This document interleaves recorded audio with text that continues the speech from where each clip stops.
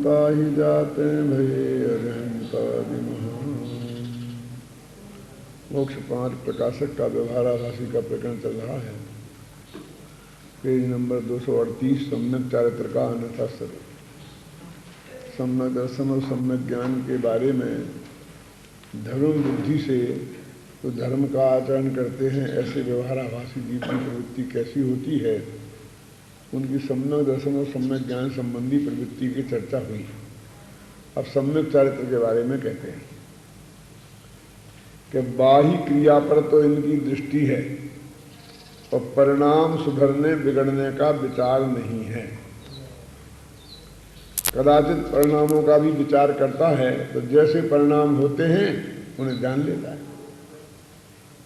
ये परिणाम जो हैं वो सही नहीं है, ऐसा निर्णय करके उनसे विरक्त होने की बात उसमें नहीं। बस बाहर की क्रिया का पालन हो जाए, उपवास किया और मान लो खूब जोर की भूख लगी, रात भर भोजन में ही विकल्प रहा, लेकिन यदि सुबह तक मुंह में पानी नहीं दिया और दिन पूरा कर लिया, भगवान के दर्शन पूजन करने के बाद में फिर पारणा किया, तो वो समझता है कि बहुत विघ्न आए लेकिन मेरा उपवास सफल हो गया, क्योंकि वो क्रिया संपन्न हो गई ना। तो रात भर परिणामों में जो चंचलता बनी रही वो उससे कोई गड़बड़ी हुई है ऐसा उसका दिमाग में ही नहीं आता है। माने इसका मतलब ये है कि वो क्रिया को ही चारित्र मानता है, ऐसा अर्थ हो गया ना।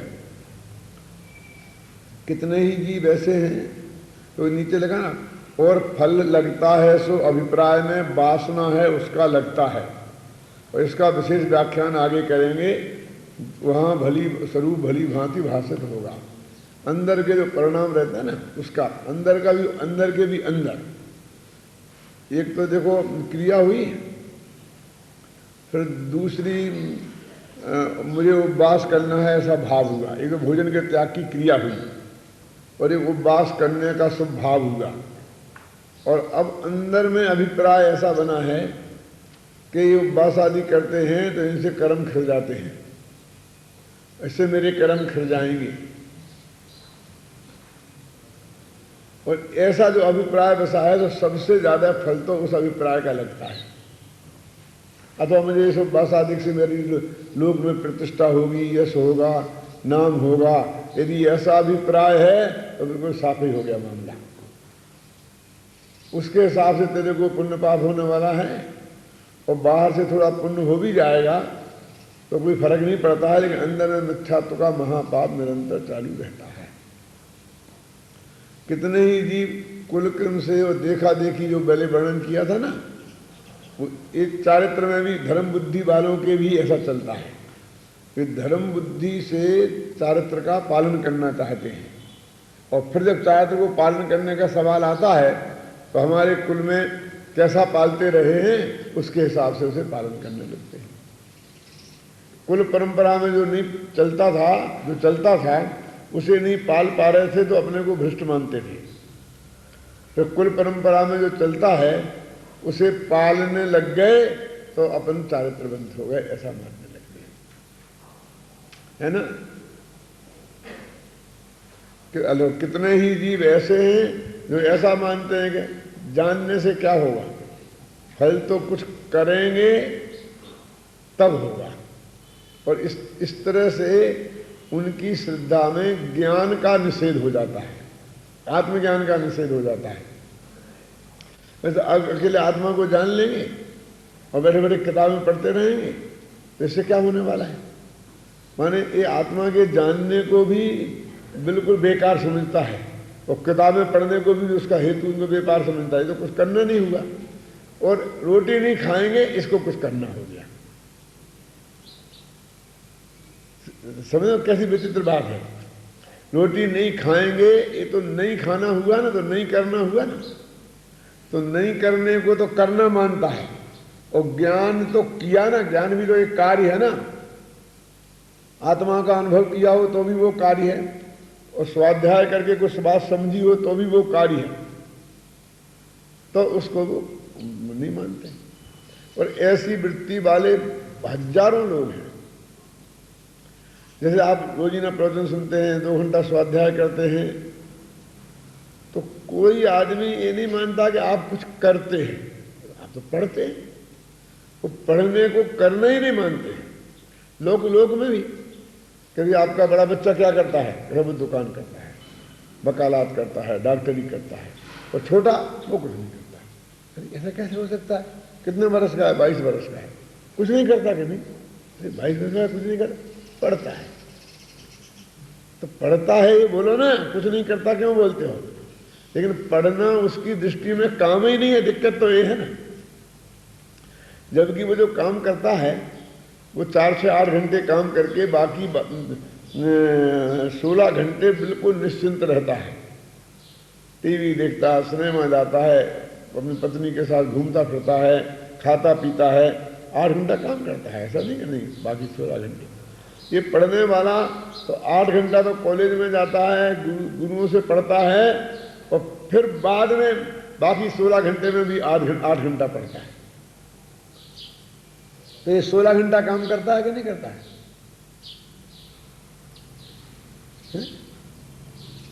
ये 16 घंटा काम करता है तो उसे वो काम ही नहीं करता, गिनते कोई नहीं गिनता है। क्योंकि जगत पैसे का है, उसको तो पैसा आवे तो काम मानता, पैसा नहीं आया तो काम नहीं। जैसे अर्थशास्त्र की दृष्टि से कमाई होने को ही काम कहते हैं, ऐसे ही धर्मशास्त्र की दृष्टि में भी आत्मलाभ हो तो काम है। लेकिन ये तो अज्ञानी आत्मलाभ को काम ही नहीं मानता है, और बाहर की क्रियाकांड थोड़ा सा कर ले रहे। माने वो 10 दिन का उपवास किया तो बस लेटा रहा, और उस वक्त वास्तव में ना उसने लौकिक कुछ किया ना धार्मिक कुछ किया। तो जो बिल्कुल नहीं किया उसको वो चारित्र का पालन किया और महान संत हो जाता, तपस्वी हो जाता है, और उसके जुलूस निकलने लगते हैं। ऐसी व्यक्ति है जगत की। ये सब व्यवहाराभासियों का वर्णन है। तो और विस्तार से बहुत वर्णन किया है। कोई बड़ी प्रतिज्ञा ले लेते हैं फिर छोड़ देते हैं।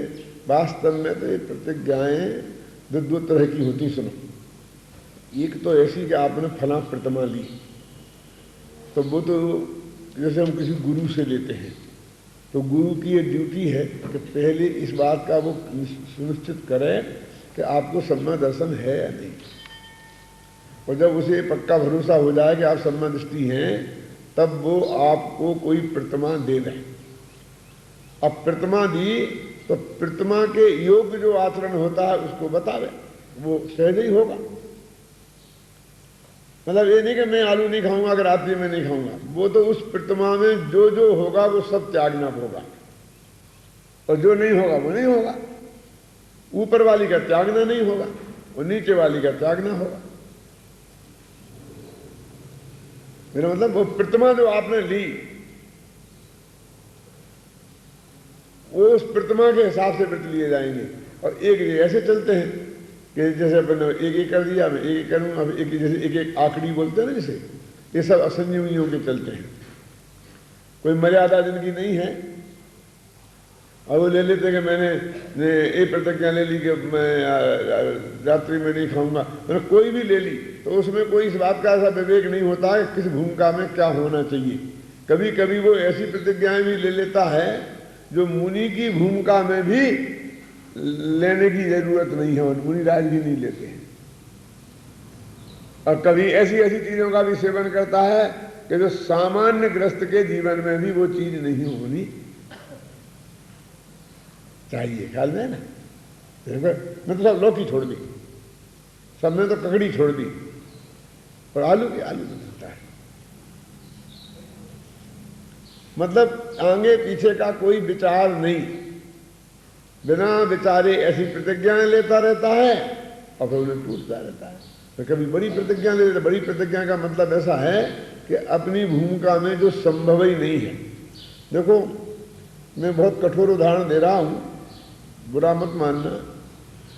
जिनवाणी में 11 प्रतिमाओं में 7वीं प्रतिमा में ब्रह्मचर्य है। प्रतिमा है पूर्ण प्रतिमा, ब्रह्मचर्य साधन में है। उसके पहले कोई ब्रह्मचर्य से रहे तो उसका कोई निषेध तो है नहीं, कोई जबरदस्ती है। फिर भी जो आचार्यों ने 7वीं प्रतिमा में क्यों रखा? क्योंकि वास्तव में सच्चा ब्रह्मचर्य सम्यक दर्शन होने के बाद में 7वीं प्रतिमा के लायक विशुद्धि होगी, तब ही होगा। ये सर्वज्ञ भगवान के ज्ञान में झलका है, उसके नियम के आधार पर रखा है। अब उसके पहले आप लो, ब्रह्मचर्य से रहो, कोई दिक्कत की बात नहीं है।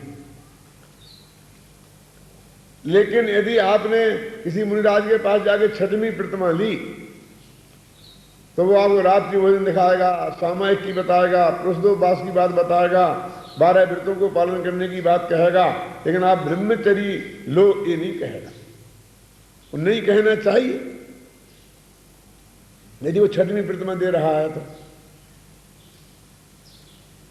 चलिए साहब, ब्रह्मचारी तो है, ब्रह्मचारी तो ले लिया रहे, तो रहने को कौन मना है? आप कोई ऐसा थोड़ी है कि 5 इंद्रियों के सारे विषय हर आदमी 24 घंटा भोगता ही रहता है? फिर ये मतलब सुने ना, तो ये जैसे बहुत से आदमी विधुर हो गए, विधवाएं हो गई, मान लो अभी पढ़ रहे हैं, तो वे ब्रह्मचारी से हैं ही, तो वे ब्रह्मचारी हो गए क्या? तो बस हर विधवा और हर विधुर ब्रह्मचारी ले लेगा? और ले ही लेते हैं। उनके लेने और नहीं लेने का क्या मतलब है? क्योंकि जब उन्होंने परस्त्री का आदि का त्याग ही है उनके, और स्वस्त्री का स्वर्गवास हो गया है, तो बस है ही। अब उसमें घोषणाओं की, विकल्पों की क्या जरूरत है? और भूमिका के अनुसार होगा तो 7वीं प्रतिमा के बाद होगा। अब कहते हैं कि नहीं साहब, क्या उसमें हानि क्या है? हानि क्या है लिखी ना, पहले बड़ी प्रतिज्ञा ले ली, और उस भूमिका में वो बड़ी प्रतिज्ञा निभनी तो है ही नहीं गारंटी से, तो उसमें कुछ ना कुछ दोष लगेंगे तो आलोचना होगी तो तेरे को आकुलता हो जाएगी।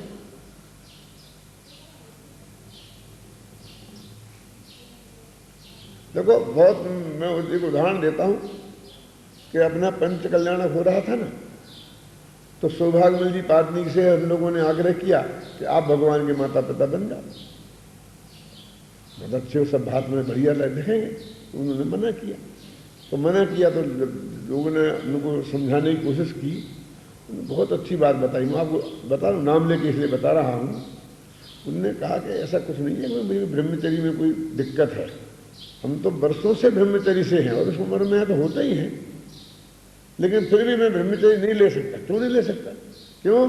कभी बुढ़ापा है, इस बुढ़ापे में रोजी ना आज सिर दर्द, आज ये मेरी पत्नी के, मैं कल मुझे, तो एक दूसरे को सहयोग तो करना ही पड़ता है। तो एक दूसरे का स्पर्श भी करना पड़ेगा, ये करना पड़ेगा, तो ये वो ब्रह्मचर्य की मर्यादा नहीं पलने वाली है। कितनी ईमानदारी से, कितनी पवित्र हृदय से उन्होंने ये बात कही। अब ठीक है, अब हमने इस बात का विवेक नहीं किया, और हमने कह दिया कि फटाफट हम तो क्या ब्रह्मचर्य, अभी 70 वर्ष 80 वर्ष की उम्र में ब्रह्मचर्य लेने का मतलब है? कोई मतलब ही नहीं है। लेकिन हम तो हाँ ले लिया, फटाफट ले लिया। अब उसके बाद वो मर्यादाएं पालने का सवाल है तो पलती नहीं है, तो फिर वैसे ही रहेंगे, तो बाद में लोग टोका टोकी करेंगे, फिर आलोचना होगी, आकुलता होगी। जब हमारी 7वीं प्रतिमा के लायक परिणाम ही नहीं है, तो हम माता पिता नहीं बन पाए तो नहीं बन पाए। माता पिता बन के ही मोक्ष जाना है, बिना माता पिता बन के नहीं जा सकते हो। जो खर्च करना है बिना माता पिता बने कर दो, क्या है? और यदि फिर करना ही है तो फिर निभाओ, तुमने लिया है तो उसे समझ लो, अपनी पत्नी को भी परस्त्री जैसा समझो। जैसे किसी परस्त्री माँ बहन से कि आप ऐसा स्पर्श नहीं कर सकते हो, करने में आपको संकोच होता है, तो वैसा संकोच होना चाहिए। लेकिन नहीं, कोई नहीं, मतलब मुफ्त की धर्म किसको नहीं चाहिए। इसलिए पंडित जी ने बड़ी प्रतिज्ञा ले लेते हैं, तो निपटी नहीं है तो छोड़ते हैं। आगे ऐसा लिखा कि जैन दर्शन में प्रतिज्ञा नहीं लेने का तो दंड है नहीं, लेकिन प्रतिज्ञा लेके तोड़े तो उसे महापाप है। तो ऐसा भी कहा कि प्रतिज्ञा टूटने के भय से प्रतिज्ञा लेवे ही नहीं, तो भी गलती है, क्योंकि ऐसे यदि बताया तो कोई प्रतिज्ञा ले ही नहीं पाएगा। तो फिर करें क्या? तो उन्होंने कहा कि वर्तमान परिणामों के भरोसे ही प्रतिज्ञा मत ले लेना, थोड़ा आगे पीछे का भी विचार करना। ख्याल में है ना? वर्तमान परिणामों के भरोसे ही प्रतिज्ञा नहीं ले लेना, और अच्छा विचार करके फिर उचित लगे तो जरूर लेना, और फिर कहीं बाद में भंग हो गई तो कि अभी तेरे मन में पाप नहीं है तो कोई बात नहीं है, फिर जब होगी जब देखी जाएगी। अब भंग हो जाने के डर से नहीं ले तो इतने दिनों जो हमारा सीमित जीवन रहना था हम उससे भी वंचित हो जाएंगे। देखो, मनुष्य वन में है, जिसे मोक्ष नहीं जाना है उसकी तो प्रतिज्ञा भंग होनी ही है। क्यों? कि जब वो मरेगा देवगति में जाएगा तो असीम ही हो जाएगा कि नहीं हो जाएगा? तो वो तो भंग तो होनी ही है, माने वो भ्रमदेही तो भंग होना ही है। तो अथवा कोई भी प्रतिज्ञा तो 2 साल पहले हो जाएगी भंग, 10 साल तो हम संयम से रहेंगे। कि वो मरते वक्त यदि मुझे रात में पानी की चक्कर खड़ा हुआ तो मरते वक्त पिए नहीं, जब होगा देखी जाएगी। अभी 10 साल नहीं पीते काम चला, 10 साल तो त्याग के रख। तो उसके भरोसे, उसके डर के मारे आज नहीं लेना भी अच्छी बात नहीं है, और पहले ही ऊँठी बांध के जब मौका लगेगा तो तोड़ दूंगा, ऐसा विचार करके भी लेना अच्छी बात नहीं है।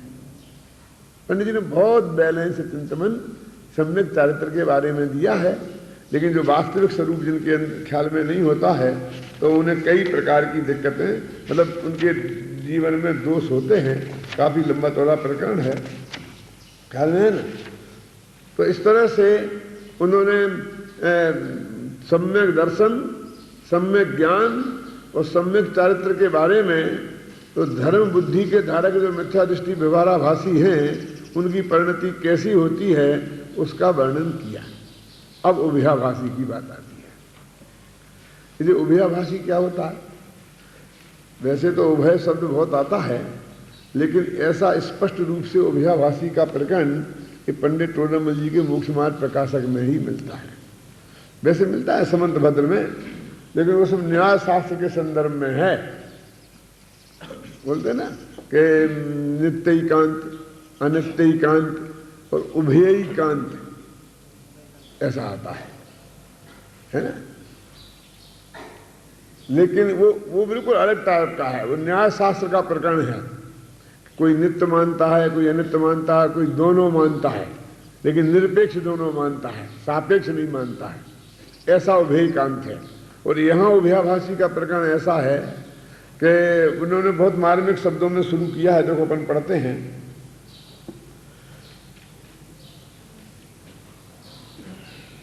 जो जीव ऐसा मानते हैं कि जिन मत में निश्चय व्यवहार दोनों नय कहे हैं, इसलिए हमें उन दोनों नयों को अंगीकार करना चाहिए। ऐसा विचार कर जैसे केवल निश्चयाभास के अवलंबियों का कथन किया था, वैसा तो निश्चय नय का अंगीकार करते हैं, और जैसे केवल व्यवहाराभास के अवलंबियों का कथन किया था, वैसे व्यवहार का अंगीकार करते हैं। उनकी गड़बड़ी क्या है? दोनों ही आभास हो गए उनके। दोनों का जो बैलेंस होना चाहिए था वो तो बना नहीं। अब उनके दिमाग में एक बात घुस गई, क्योंकि जिन आज्ञा को मानते हैं तो उनका वर्णन है ना। और जैन धर्म में 2 नयों की बात कही है, और नयों के बिना जनवाणी में एक शब्द भी नहीं है। इन सब बात का सबका भरोसा हो गया है, इसलिए हमें दोनों नयों का मानना। और वे दोनों नयों को क्या मानते हैं कि निश्चय की, अभी बताएंगे, मन में तो निश्चय की श्रद्धा रखना और क्रिया में व्यवहार करना, ऐसे दोनों नयों का एडजस्टमेंट करते हैं। कि साहब ये जो जयपुर वाले सोनगढ़ वाले हैं ना, इनके पास निश्चय नय की बात बहुत बढ़िया है, और महाराज के पास व्यवहार नय की बात बहुत बढ़िया है। इसलिए निश्चय नय तो हम इनका मान लेते हैं, और व्यवहार नय हम उनका अपना लेते हैं। हम दोनों वाले हो गए। अब ये दोनों हो गए एकांती, क्योंकि ये निश्चय व्यवहारवाद को नहीं मानते हैं, इसलिए ये निश्चय के एकांती हो गए। और वे अकेले व्यवहार वाले हैं तो व्यवहार के एकांती हो गए हैं। और हमने दोनों को मान लिया तो हम अनेकांती हो गए, वो ऐसा समझते हैं। और ऐसे अनेकांती जैन समाज में गली गली में बहुत हैं, और वो यही कहते हैं आपको कि साहब हम तो सबके पास जाते हैं, शास्त्र में हम तो सबकी विनय करते हैं, उसको विनय मिथ्यात्व कहा है, कहा है ना, उसको उभयाभास कहा है कि तुम में दोनों की गलतियां हैं। और तो कहते क्यों ऐसा होता है, तो नीचे लिखा है कि वे क्या करें, निश्चय व्यवहार का सच्चा स्वरूप तो उनकी समझ में आया नहीं, और दोनों में से एक भी नए छोड़ा जाता नहीं, इसलिए भ्रम सहित दोनों को मानते हैं। अब आप देखिए कि वो उतना मानना उतना आसान तो नहीं है। तो मुंह से तो हमने कह दिया कि हम दोनों को मानते हैं, है ना, दोनों को मानते हैं। जैसे मान लीजिए कि एक कहता है कि देह और आत्मा एक है, और दूसरा कहता है कि देह और आत्मा एक नहीं है। हम दोनों को कैसे मान लें? पंडित जी ने खुद लिखा कि दोनों का स्वरूप तो विरोध सहित है, तो दोनों को एक साथ मानना संभव कैसे है? जैसे देखो एक बच्चा है, अब हम उससे पूछें कि बेटा मां की आज्ञा मानना चाहिए कि पिताजी की, तो इसके 4 जवाब आ सकते हैं। एक जवाब तो एक मां की मानना चाहिए, एक जवाब एक पिता की मानना चाहिए, एक जवाब एक दोनों की मानना चाहिए, और एक जवाब एक दोनों की नहीं मानना चाहिए। तो 5वां जवाब तो नहीं होगा ना। इस 4 जवाब में से आएंगे, तो सबसे बढ़िया जवाब कौन सा लगेगा? आप देखो हर एक को कि दोनों की मानना चाहिए, यही सबसे बढ़िया लगेगा। ये वो व्याभास है बच्चे क्या? क्योंकि जो कोई कहे कि समय माता मां की मानना चाहिए, तो कहेंगे अभी तक इंदिरा गांधी के राज्य का असर तुम्हारे माथे में से उतरा नहीं है। क्यों डर लगता है? क्योंकि भोजन तो मां के ही हाथ में है। पापा नाराज हो जाएंगे तो क्या करेंगे? 1 रुपया देते हैं रोजाना, जेब खर्च को तो नहीं देंगे, वो बंद हो जाएगा। लेकिन मम्मी नाराज होगी तो भोजन ही बंद हो जाएगा। क्या कोई ये कह सकता है कि नहीं पिता की मानना चाहिए? और कोई उद्दंड ये भी कह सकता है कि हम तो अपने मन की करेंगे कि वो माता पिता होते कौन है। तो ये तीनों आदमी अच्छे नहीं लगेंगे जगत को, लेकिन दोनों की मानना चाहिए, ये सबसे बढ़िया लगेगा। ऐसे धर्म में ही हम तो सबको मानते हैं। ये लोग अपने को बहुत महान मानते हैं, और लोग भी उन्हें, बहुत से लोग उन्हें महान मानते हैं। तो ये इनको कोई ये पार्टी बंदी में नहीं है। ये तो सबके पास जाते हैं और सबकी सुनते हैं, है ना। अब वो कहते हैं कि कह तो दिया कि उसे माँ और बाप की दोनों की मानना चाहिए, लेकिन समस्या ये है कि दोनों परस्पर विरुद्ध ऑर्डर देते हैं। मम्मी कहती जा बाजार से सब्जी ले आ, और पिता कहता करे सब्जी वब्जी लेने नहीं, पहले स्कूल जा। बोलो अब ये दोनों आज्ञा एक साथ मानना कैसे संभव है? पंडित जी लिखते हैं कि दोनों का स्वरूप तो विरोध सहित है। अब एक साथ तो दोनों जगह जाया नहीं जा सकता है। नहीं साहब वो ऐसा करे ना कि स्कूल चला जाए और आते वक्त सब्जी ले आए, लेकिन माँ को ये थोड़ी स्वीकार है कि आते वक्त ले आए। वो तो शाम की सब्जी बनेगी, अभी तो सुबह की चाहिए उसको। वो तो कहता मुझे पहले चाहिए, तो पहले सब्जी लाके दे जाए और फिर बाद में स्कूल चला जाए। हाँ ये बहुत बढ़िया है, लेकिन पिता तो ये चाहता है कि मेरा बेटा स्कूल में जाए, 2 पीरियड उसके छूट जाए, ऐसा नहीं, समय पे स्कूल पहुंचे। तब क्या होगा कि दोनों का कथन तो विरोध सहित है, इसलिए दोनों का मानना तो संभव है नहीं। इसलिए बोलते हैं ये सिर्फ सुनने के लिए रमणीय है। शास्त्रीय शब्द है अविचारित रमणीय, कि विचार नहीं करो तो बहुत अच्छा लगता है, विचार करोगे तो वो खड़ा नहीं रह पाएगा। दोनों की मानना चाहिए। एक कैसा है? अविचारित रमणीय, बिना विचार किए अच्छा लगे, लेकिन ये संभव नहीं है। तो फिर वो कहते हैं ज्ञानी जन भी तो ऐसा ही करते हैं। तो कहते ज्ञानी जन तो उसकी अपेक्षा करते हैं। फिर वो कहता है कि नहीं हम तो एडजस्ट कर लेंगे। कुछ लोगों में एडजस्ट की पावर होती है कि श्रद्धा तो रखेंगे निश्चय की, और परिणति करेंगे व्यवहार की। पूजा पाठ करेंगे, भगवान की भक्ति करेंगे, और मानेंगे कि पूजा पाठ नहीं करना चाहिए, और करेंगे तो करेंगे तो व्यवहार हो गया, और नहीं करना चाहिए मानेंगे तो निश्चय हो गया, तो ये निपट गए। तो कहते ऐसे हे बुद्धि पूर्वक ऐसा नहीं करना चाहिए पूर्वक करना कैसे होगा? इसे तो लोगों में छल कपट कहते हैं।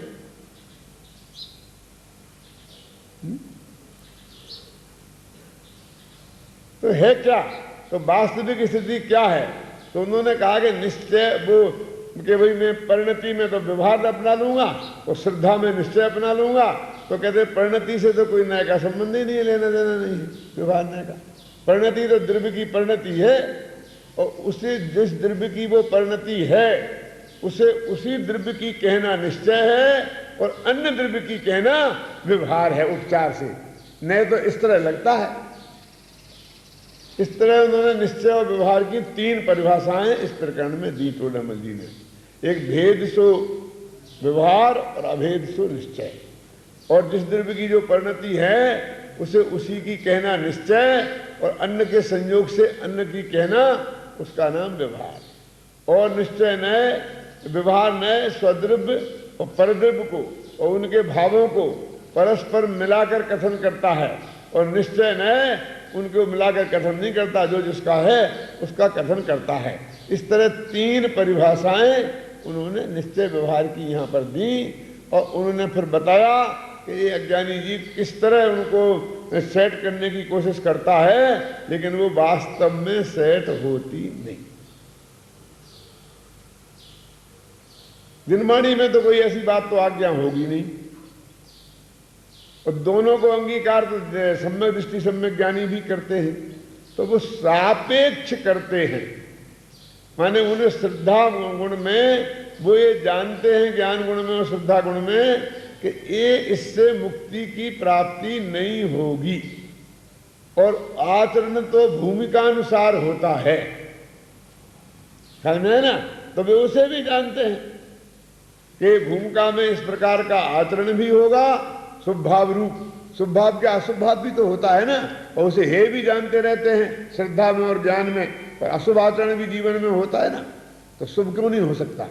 तो जिस तरह से वो जानपना होता है उस तरह से वो इस बात को निर्णय अज्ञानी कर नहीं पाता है, तो भ्रम सहित दोनों को मानने की कोशिश करता है।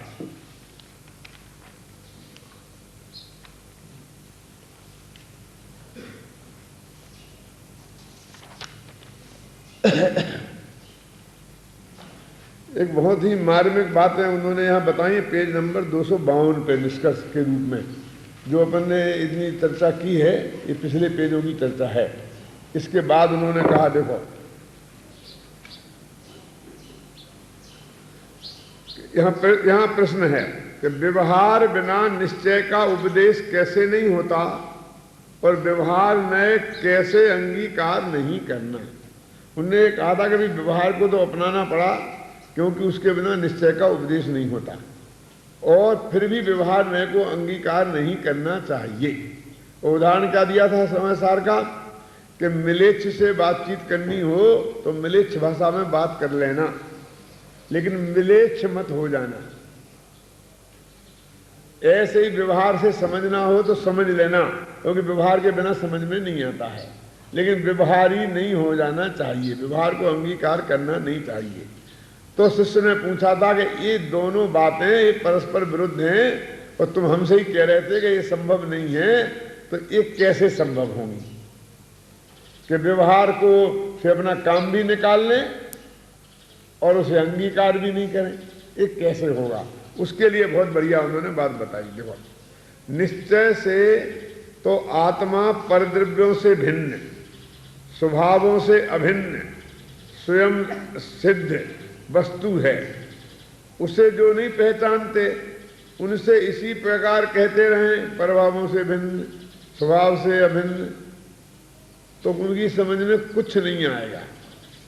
तो इसलिए उनको व्यवहार से परभावों से भिन्न का, तो परमाने शरीर, परमाने स्त्री पुत्र, ऐसा भेद करके समझाया ना विस्तार से कि शरीर आदि परद्रव्यों की सापेक्षता, ये नर नार आदि पर्याय, पृथ्वी काय आदि जितने ये जीव के विशेष हैं, ये मनुष्य जीव है, ये नारकी जीव है, ये सब व्यवहार से जीव कहे जाते हैं।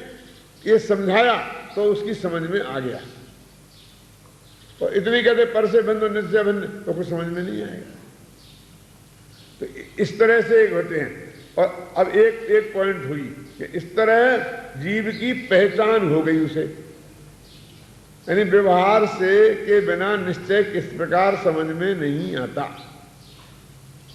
अब कहते हैं अथवा अभेद वस्तु में भेद उत्पन्न करके ज्ञान दर्शनादि गुण पर्याय रूप जीव के विशेष किए कि जानने वाला सो जीव, देखने वाला सो जीव। इस तरह से उसको समझाया तो जीव की पहचान हुई। दोनों व्यवहार हो गए ना, एक तो वो संयोग वाला व्यवहार, असद्भूत व्यवहार, और दूसरा ये सद्भूत व्यवहार, भेद वाला व्यवहार। तथा अब ये आत्मा पे नहीं, ये धर्म पे खड़े कर रहे कि निश्चय से वीतराग भाव मोक्ष मार्ग है। अब उसको नहीं पहचानते तो उनसे यही कहते हैं कि वीतराग भाव मोक्ष मार्ग है और राग भाव संसार मार्ग है, तो उनकी समझ में नहीं आता है। तो उनको व्यवहार में से तत्वार श्रद्धान ज्ञान पूर्वक परिद्रव्य के निमित्त मिटने की अपेक्षा वृत्तशील संयमादि रूप वीतराग भाव के विशेष बतलाए, तब उन्हें वीतराग भाव की पहचान हुई।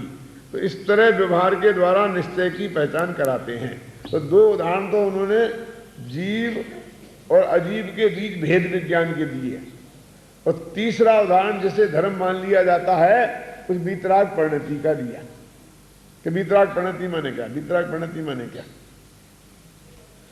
अब नीचे है, इस प्रकार अन्यत्र भी व्यवहार के बिना निश्चय का उपदेश नहीं होता, यह जानना। एक बात समझाई। अब दूसरी बात, ये बहुत ही मार्मिक है। तथा यहाँ व्यवहार न से नर नारकादि पर्याय को ही जीव कहा, सो पर्याय ही को जीव नहीं मान लेना, ये अंगीकार नहीं करना है। खुद ही ने कहा और उसकी समझ में आया, और फिर कह रहे कि हमें जिनको जीव कहा था तुम उनको ही जीव मत मान लेना। ऐसा कहीं दुनिया में लिखा होगा?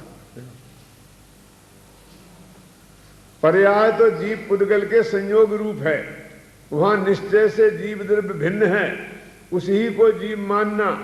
जीव के संयोग से शरीरादिक को भी उपचार से जीव कहा, सो कथन मात्र ही है, परमार्थ से शरीरादिक जीव होते नहीं। ऐसा ही सिद्धांत करना, इसका नाम है व्यवहार नए को अंगीकार नहीं करना, और उससे समझ का अपना काम कर लेना। अपनी लेटरिन खराब हो जाए ना, तो जमादार को बुला के अंदर ले जा करके उसकी सफाई कराते कि नहीं कराते? तो जमादार को वहीं रख दो ना फिर घर में, हमेशा करता रहेगा सफाई। कि जमादार से लेटरिन साफ करा लेना, लेकिन घर में नहीं रखना।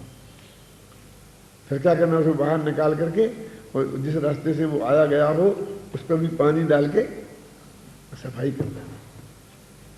ऐसा है, काम तो निपटाना है ना अपना, समझना है, समझने समझाने का काम तो कराना है ना उससे। देखो, तथा अभेद आत्मा में ज्ञान दर्शनादि भेद किए, सो उन्हें भेद रूप ही नहीं मान लेना, क्योंकि भेद तो समझाने के अर्थ किए हैं। निश्चय से तो आत्मा अभेद ही है, उसी को जीव वस्तु मानना। संज्ञा संख्यादि भेद कहे सो कथन मात्र ही है, परमार्थ से भिन्न भिन्न है नहीं, ऐसा ही श्रद्धान करना। और तीसरा, परद्रव्य की निमित्त मिटने की अपेक्षा वृत्तशील संयम आदि को मोक्ष मार्ग कहा, सो इन्हीं को मोक्ष मार्ग नहीं मान लेना। नहीं, वृत्तशील संयम को तो क्या मोक्ष मार्ग कहा हो, इन्हें मान नहीं लेना। लिखा कि नहीं लिखा? मान नहीं लेना, क्योंकि परद्रव्य का ग्रहण त्याग आत्मा के तो होता, तो आत्मा परद्रव्य का कर्ता हर्ता हो जाए, परंतु कोई द्रव्य किसी द्रव्य के अधीन है नहीं, इसलिए आत्मा अपने भाव रागाधिक हैं, उन्हें छोड़कर वीतरागी होता है। इसलिए निश्चय न से वीतराग भाव ही मोक्ष मार्ग है। वीतराग भावों के और वृत्ताधिक के कदाचित कार्य कारण बना है व्यवहार से, इसलिए वृत्ताधिक को मोक्ष मार्ग कहे सो कथन मात्र ही है, परमार्थ से बाह्य क्रिया मोक्ष मार्ग नहीं है, ऐसा श्रद्धान करना। इसी प्रकार अन्यत्र भी व्यवहार नए अंगीकार नहीं करना, ऐसा जान लेना। दो प्रश्न थे ना, कि व्यवहार के बिना निश्चय कहे समझ में नहीं आता है, तो वो और एक व्यवहार को अंगीकार नहीं करना, सो वो दोनों का उन्होंने स्पष्ट उदाहरण, 3 उदाहरण देकर के स्पष्ट कर दिया। बहुत ही मार्मिक है।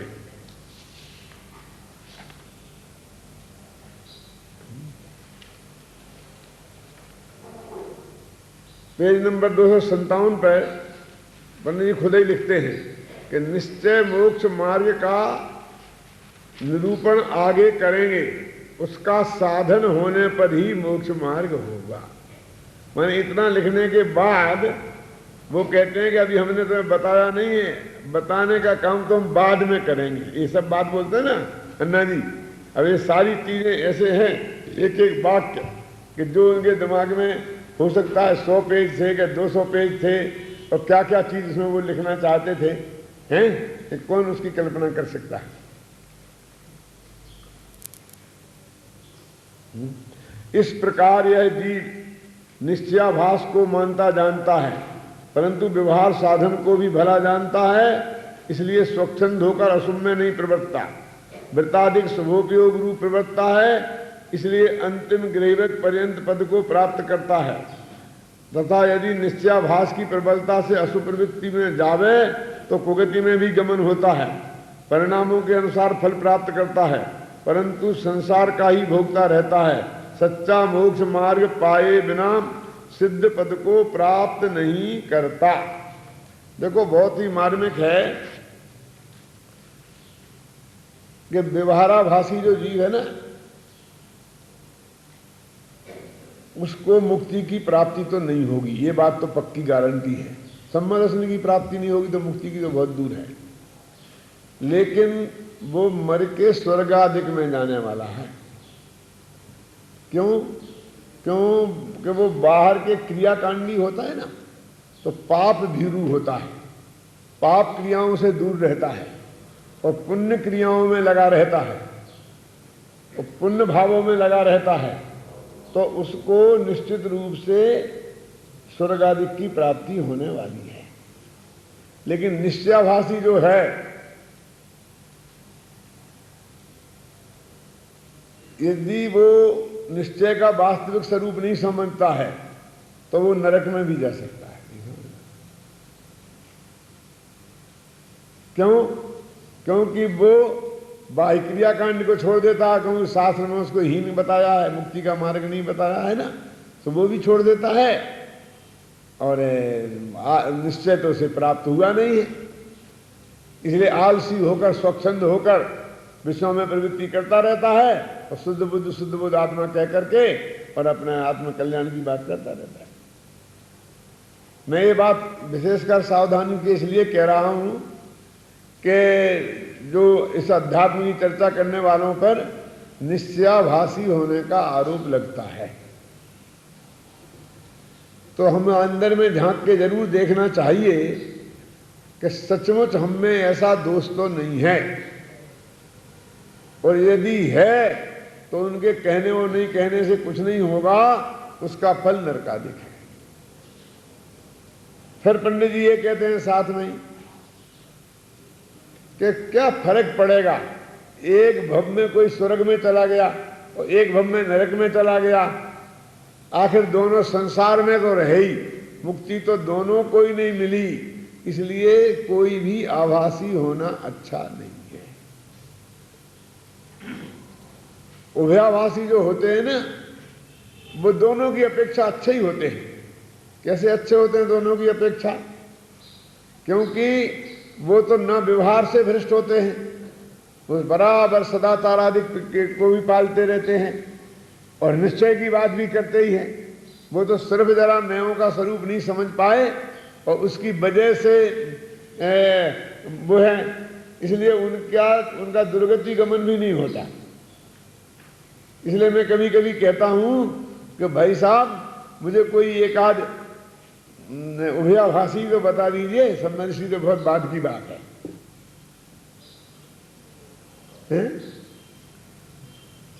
उसका व्यवहाराभासी जिसका जीवन जैसा शुद्ध सात्विक होता है, ऐसा सात्विक जीवन हो, और निश्चयाभासी जैसा शुद्ध आत्मा की चर्चा करता हो, ऐसे जीव भी क्योंकि जो बाकी की गलती अंदर में रह जाती है, तो टोडरमल जी ने उदाहरण दे के बताई है, वास्तव में तो वो केवल ज्ञान गम्य है। इसलिए पंडित जी ने लिखा कि वो 9वें गिरे हुए एक पर्यंत तक जाता है, क्योंकि वो छल से ऐसा काम नहीं करता है, वो वास्तविक इस बात को समझता है और धर्म करके ही समझता है। छल से ऐसा कार्य करे तो 9वें गृह में कैसे जाए। अब ये सम्यक्त के सन्मुख मिथ्या दृष्टि का प्रकरण है। इस सम्यक्त के सन्मुख माने जिसे जल्दी ही सम्यक दर्शन की प्राप्ति होगी। इसके भी दो भेद हो सकते हैं। एक तो वो कि जो कर्ण लब्धि में आरंभ जिनने कर दी है, कि जिन्हें अंतर मुहूर्त में गारंटी से सम्यक दर्शन की प्राप्ति होगी, वे भी सम्यक्त के सन्मुख मिथ्या दृष्टि है। और दूसरे वो कि बुद्धि और विवेक से जिन्होंने इन आभासों का निराकरण कर दिया है और अभी कर्ण लब्धि नहीं मारी है, अभी वो क्षयोपशम लब्धि और विशुद्धि लब्धि जिनके विद्यमान है और देशना लब्धि भी जिनको प्राप्त हो गई है, हो रही है, ऐसे जीव वे सम्यक्त के सन्मुख हैं और उनको दो चार भव भी लग सकते हैं। मतलब वो अंतर्मुहूर्त की गारंटी उनकी नहीं है। उन सबको इन्होंने यहां सम्यक्त के सन्मुख लिया, माने विकल्पात्मक भूलें सब निकल गई हैं। तीन प्रकार के मिथ्या दृष्टियों में विकल्पात्मक भूलें थी, उनकी परिणति का उन्होंने बहुत अच्छा यहां चित्रण किया है पेज नंबर 257 पर।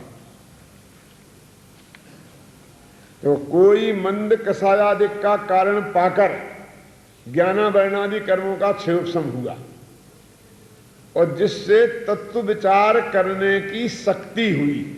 ज्ञानावरणी कर्म का क्षयोपशम नहीं हो और श्रेणी पंचेंद्रीपना हमें नहीं हो तो तत्व विचार करने की शक्ति ही नहीं, तो वो तो उनकी तो कोई बात ही नहीं हो सकती है। और मोह मंद हुआ जिससे तत्व विचार में उद्यम हुआ।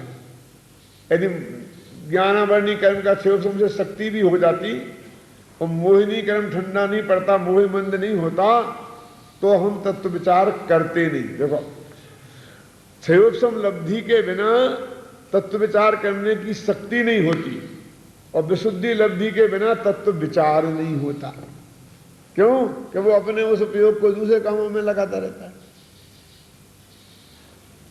अब बहुत से जीव ऐसे नहीं है कि इस समय ये चर्चा चल रही है और यहीं आसपास रहते हैं और उन्हें मालूम भी होगा और वे इसे सुनने नहीं आते हैं और इस वक्त क्या कर रहे होंगे? अखबार पढ़ रहे होंगे, नाश्ता कर रहे होंगे और क्या, ऑफिस जाना नहीं है, दिन भर बिल्कुल खाली हैं, सारे दिन भर समय काटने की समस्या है। क्यों सुरेश सिंह है ना? ऐसे हजारों लोग,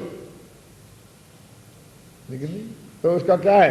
क्योंकि क्षयोपशम तो है, क्षयोपशम तो इतना बढ़िया है कि IAS ऑफिसर से रिटायर्ड हुए, ख्याल में आए ना। लेकिन विशुद्धि नहीं है, मोह मंद नहीं है, इसलिए वो बात सुनते नहीं है। अब क्या कहते हैं? और बाही में देव गुरु शास्त्रादिक का निमित्त मिला। अब बहुत से ऐसे लोग हैं कि उनका मोह भी मंद है, ज्ञानावरण शक्ति भी है। अब वो ऐसी जगह जाके फंस जाते हैं कि जहां उनको क्रियाकांड में उलझा दिया जाता है, आत्मा की कोई बात ही नहीं बताने वाला नहीं है। तो किसी सच्चे देवशास्त्र गुरु का निमित्त मिल जाए जो आत्मा की बात बताने वालों का, तो देशना लब्धि हुई, है ना। तो देशना का लाभ हुआ, ये हुआ, हो चुका, तो वो सम्यक्त का सम्यक्त। इसलिए मैंने कहा था कि तीन लब्धियां तो जिसके हो चुकी, वो प्रायोग लब्धि में चल रहा है, वो भी सम्यक्त का सम्मुख है, और कर्ण लब्धि में चल रहा है, वे तो है ही। ये तीन हो चुकी, उसके बाद की बात है। यहां तक पंडित जी तो तीन हो गई उसकी बात करते हैं। मोटे रूप से अपन अपने को शामिल इसमें कर सकते हैं, क्यों? इतना क्षयोपशम भी है और कषाय मंद भी है, वो सुनने को तैयार हैं और सुनने को भी मिल रहा है। लेकिन पंडित जी कहते हैं कि अभी एकदम चढ़ जा बेटा सूली पे, भला करे भगवान, अभिमान में मत चढ़ जाना। पहले विचार करो कि ऐसा होने के बाद ऐसे चिन्ह प्रकट हुए हों तो समझना कि वो सम्मुक्त के सन्मुख है। और वो चिन्ह क्या है, ये अभी यहां पढ़ के सुनाते हैं आपको। इनसे अपने अपने को कसौटी पर कसना कि अपने प्रयोजन भूत मोक्ष मार्ग के, देव गुरु धर्मादिक के, जीवादि तत्वों के तथा निज पर के और अपने को अहितकारी हितकारी भावों के उपदेश इत्यादि के उपदेश से सावधान होकर ऐसा विचार किया। पहली 2.5 पंक्ति में सुरेश चंद जी तो वे कोर्स बता रहे कि गुरुजी ने आपको क्या समझाना चाहिए, गुरुजी आपको क्या समझाएं और आप क्या समझें तो देशनालब्धि कहलाए। तो बस 5 चीजें हैं, बस कोर्स में 5 चीज में तुम्हारा 5 साल कोर्स पूरा हो जाएगा। 5 चीजें कौन कौन सी हैं कि मोक्ष मार्ग, मन संबंध सम्य ज्ञान सम्य चाहते, इन तीनों का स्वरूप समझो, और देव गुरु धर्म इनका स्वरूप समझो, और जीवादिक तत्वों का स्वरूप समझो, और निजों पर का विवेक करो, और अपने लिए हितकारी भाव कौन है और अहितकारी भाव कौन है इसका निर्णय करो। इसमें 7 तत्व आ गए, सब आ गए। जो बात अभी तक पंडित जी ने बताई है और आगे बताने वाले हैं, ये देशनालब्धि है। ये जम्बूद्वीप का नक्शा समझाना वो देशनालब्धि नहीं है। एक था राजा एक थी रानी, दोनों मर गए, खत्म कहानी, वो देशनालब्धि नहीं है। कोर्स नक्की कर दिया है अन्ना जी कि वो गुरु ये 5 चीजें समझाए और ये 5 चीजें वो शिष्य समझे तो वो देशना हुई, तो वो सम्मत के सन्मुख है कि नहीं, अभी जल्दी मत करो। ये देशना सुनकर ऐसा विचार आता है जिसने ऐसा विचार किया, मन में ऐसा भाव लगा, ये सुना आपने सुरेश चंद जी, तो आपके कैसे परिणाम हुए ये तो आपको मालूम होगा। लेकिन यहां पंडित जी कहते हैं कि ऐसे परिणाम हुए तो समझ लेना कि आपकी गाड़ी लाइन पर है। कैसे सुनो कि अहो मुझे तो इन बातों की खबर ही नहीं है। सबसे पहला ये विकल्प आना चाहिए। इसमें क्या है, ये सब गप्पे लगाते हैं, ये तो हमने कई दफे सुनी है, इसमें क्या रखा है, बेकार समय खराब करते हैं, 5 किलोमीटर से आते हैं, क्यों नहीं आली। ऐसा भाव आया तो गया काम से करे। अहो मुझे तो इन बातों की खबर ही नहीं थी, ये क्या बात कर रहे, गजब बात बता रहे। नहीं तो आज तक ये बात सुनी ही नहीं थी, सुनी भी थी तो उसमें मेरा ध्यान ही नहीं गया था। इसमें तो बहुत गजब की बात है। पहला वाक्य उनके दिमाग में ऐसा आना चाहिए। और इसके बाद कि मैं भ्रम से भूलकर प्राप्त पर्याय में ही तन्मय हुआ। मैं तो ये मनुष्य पर्याय प्राप्त है ना, यही बस मैं इसमें इसी में लग गया था। लेकिन इसके पहले भी बहुत था, और मनुष्य पर्याय खत्म हो के आने के बाद भी बहुत लंबा मेरा जीवन है, अनादि अनंत। तो उतनी लंबी चौड़ी मेरी दृष्टि ही नहीं गई थी। मेरी समस्या तो इतनी ही थी। सोच लो, बहुत से लोग कहते ये हमारा क्या है, अब बुढ़ापा काटना है, 10-5 साल की समस्या है। बोलो 10-5 साल की समस्या है रमेश जी, बुढ़ापा काटना है। मैंने इतनी छोटी दृष्टि है कि उसके बाद क्या होगा बाबू साहब, उसके बाद मोक्ष हो जाएगा। तो क्यों इतनी समस्या क्यों है? जब तक मोक्ष नहीं हुआ तब तक समस्या ही समस्या है ना, अनंत काल की समस्या है ना। तो मुझे तो इस बात की खबर ही नहीं थी, मैं तो प्राप्त पर्याय में ही तन्मय था। अरे हमको क्या है, 2 रोटियों का सवाल है, कपड़े तो कहीं भी मिल जाएंगे। क्यों अन्ना जी, ऐसे बोलने वाले बहुत हैं कि नहीं है? हमें क्या है, घर में रहे नहीं रहे, बाल बच्चे देंगे देंगे, नहीं देंगे तो नहीं देंगे। रोटियों की कमी तो पड़ने वाले नहीं। आखिर जिंदगी भर हमने उपदेश दिया है, कहीं भी जाएंगे 2 रोटियां 2 कपड़े तो मिल ही जाएंगे। ब्रह्मचर्य आश्रम बहुत खुले हुए हैं ना, सही वृद्धाश्रम गवर्नमेंट के वृद्धाश्रम में हमें जाने की क्या जरूरत है। जैन समाज में तो बहुत ब्रह्मचर्य आश्रम खुले हुए हैं, चले जाएंगे। समाज समस्या कितनी है, 2 कपड़े और 2 रोटियों की। तो कहते नहीं ये तो बहुत बड़ा धोखा था। अनंत काल समस्या है। मैं तो प्राप्त पर्याय में ही तन्मय हुआ था, मैं तो इतने ही अपने को सीमित मान के हो गया था। तीसरा वाक्य कि इस पर्याय की स्थिति तो थोड़े ही काल की है, ये तो न मालूम कब बिखर जाएगा मामला। अभी जो मामला है वो कल रहेगा, इसकी गारंटी है ना। इतना बड़ा बढ़िया संयोग किस वक्त बिखर जाएगा उसकी कल्पना ही नहीं है।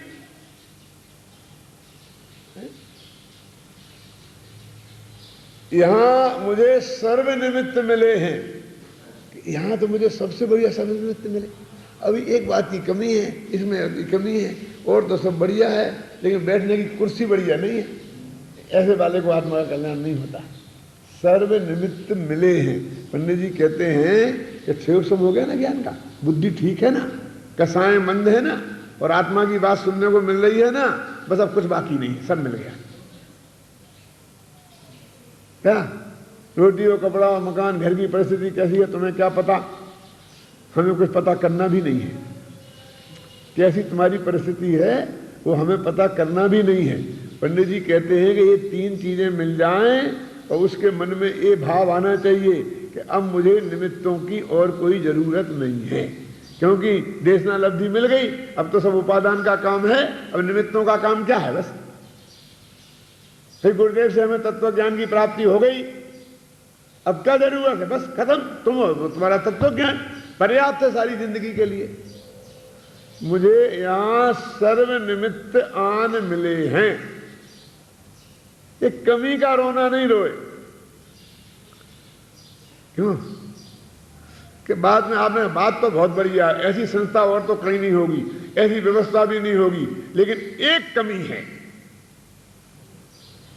कि सब लड़के मौन से भोजन नहीं करते हैं। साहब मौन से भी करें तो सब बहुत ठीक रहे, कि वो तो जो ठीक रहेगा कि नहीं रहेगा, लेकिन तेरे को कुछ हाथ नहीं लगेगा।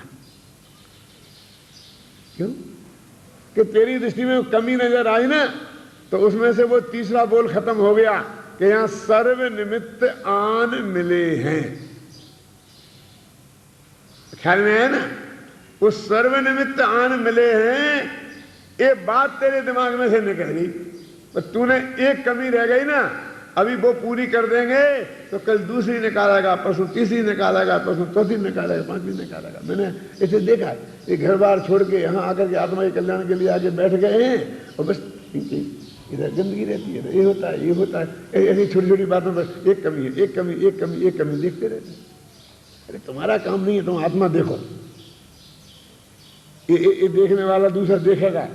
ये नहीं कहता हूं कि मैं गंदगी रहना चाहिए, लेकिन तुमने अपने दिमाग में कहां गंदगी डाली। एक गंदगी डालने वाला तो 1000-2000 रुपये महीना का नौकर करेगा वो काम। एक आदमी को रख दो कि वो देखा कहीं गंदगी ना रह जाए, वो काम 2000 रुपये महीने वाला कर सकता है, वो तुम अपने दिमाग में कहां माथा मारते हो। क्यों? लेकिन नहीं, बस ऐसे ऐसे ऐसे ऐसे ऐसे ऐसे माथा, जैसे माथे में कीड़ा पड़ जाता है ना किसी का, वो कुत्ता होता है ना, माथे में कीड़ा पड़ जाता है तो वो कुत्ता मरता है, और कहीं कीड़ा पड़ जाए कुत्ते को तो कुत्ता मरता नहीं है, माथे में पड़ जाता, क्योंकि वो जीभ से चाट के उसे मार डालता है कीड़ों को, लेकिन माथे में जीभ नहीं जाती है, मर जाता। तो ऐसे छुपता है ना, ऐसा ऐसा बस कमियां देखता फिरता है। क्या है ये? तो कहते हैं सर्व निमित्त आन मिले हैं, कोई कमी नहीं है। क्या साहब कोई कमी, कोई कमी की क्या बात करते हो? क्या कोई कमी नहीं, कोई कमी नहीं, कोई कमी नहीं, कोई कमी नहीं। सर्व निमित्त आन मिले हैं, देखा ना। और कहां गया? इसलिए मुझे इन बातों को बराबर समझना चाहिए। जो ये बातें कही जा रही हैं इनको अच्छी बराबर में अच्छी तरह से ठीक से पूरा उपयोग लगाकर समझना चाहिए। यहां वहां दिमाग को भरमाना नहीं चाहिए,